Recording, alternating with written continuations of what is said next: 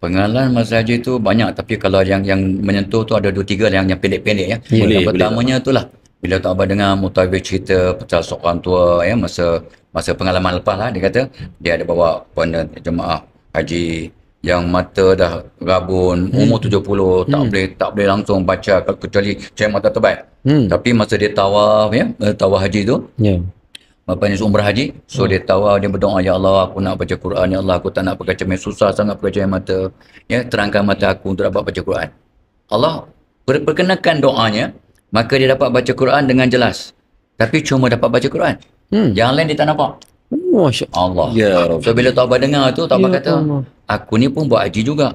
Jadi apa kata kalau aku doa, ya Allah, aku ni dah pakai cermin mata dah, masa tu dah dekat 30 tahun pakai cermin mata, daripada umur kecil sampai umur 55, ya. So apa kata, ya Allah, bagi aku terang mata aku supaya aku dapat baca buku, baca Quran dan tengok semua benda yang harus aku tengok dengan jelas. So puluh semua kita tapau Ya, semua. tahu semua. Allah perkenan. Ya Allah. Tok Abah balik ke hotel, baca mata nak baca Al-Quran, pening Kabut. kepala, letak tepi tengok, terang. Dah habis baca, tengok pergi tingkap, signboard kedai-kedai 1 kilometer nampak clear. Apa jadi ni? Ya Allah. Betul ke ni?